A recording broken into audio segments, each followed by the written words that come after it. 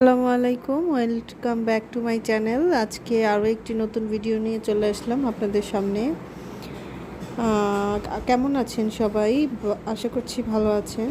আমিও ভালো আছি। আজকে আমি একটা কাজে গিয়েছিলাম ধানমন্ডিতে। দেন ওখানে যাওয়ার পরে এত রোদ ছিল, তো ভাবলাম যে কোথাও একটু বসে রেস্ট করে নেই। দেন আমি এই রেস্টুরেন্টে আসলাম। এটা খুব সুন্দর একটা প্লেস। তারপর পুরোটা আমি একটু ঘুরে ঘুরে দেখছিলাম। আসলে বাইরে যাওয়া হয়নি, যতদূর ভিতরে যতটুকু ভিডিও করা পসিবল হয়েছে ঠিক ততটুকু ভিডিও করেছি। বাইরে এত রোদ ছিল, আমার খুব বেশি ভালো লেগেছে এই জায়গাটা। এটা অনেক সুন্দর একটা প্লেস। খাবারের পাশাপাশি আপনি হয়তো খাবার আসতে লেট হলে আপনি এখানে বসে বই পড়তে পারবেন।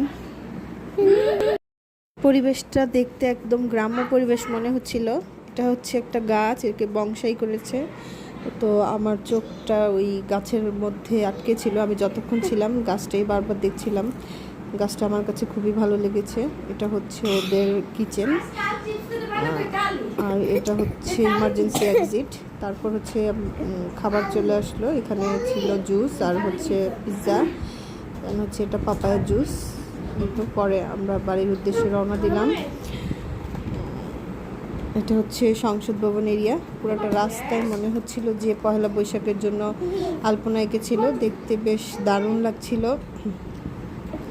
আর আজকের রাস্তা একেবারেই ফাঁকা ছিল, যেহেতু মে ডে ছিল, সব বন্ধ ছিল।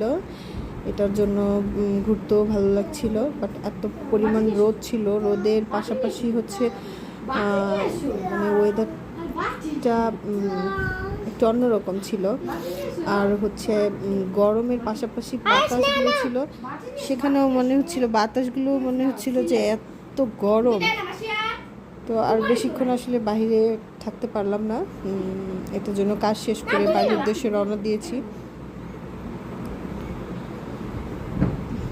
রাস্তাঘাটগুলো ফাঁকা থাকার কারণে বেশ সুন্দর লাগছিল দেখতে। আসলে ঢাকা শহর তো ফাঁকা তেমন দেখা যায় না। বেসিক্যালি ঈদের মধ্যে ঢাকা শহর ফাঁকা থাকে, তখন দেখা যায়। তাছাড়া দেখা যায় না। এখানে পতাকাগুলো উঠছিল, আমার কাছে বেশ ভালো লাগছিল। তাই ভাবলাম যে এটা একটু ক্যাপচার করে নেই। তো চলে আসতেছি আমি বার্সার দিকে। আর রাস্তার যে ছোট ছোট সৌন্দর্যগুলো আছে সেগুলো আমি একটু ধারণ করার চেষ্টা করলাম। ছোট ছোট সৌন্দর্যগুলো যেগুলো আমার চোখে ভালো লাগছিল, মনে হচ্ছিল যে এটা বেশ সুন্দর। ঠিক ওই জিনিসগুলো আমি ভিডিও করে নিয়ে আসছি, আপনাদের সাথে একটু শেয়ার করব।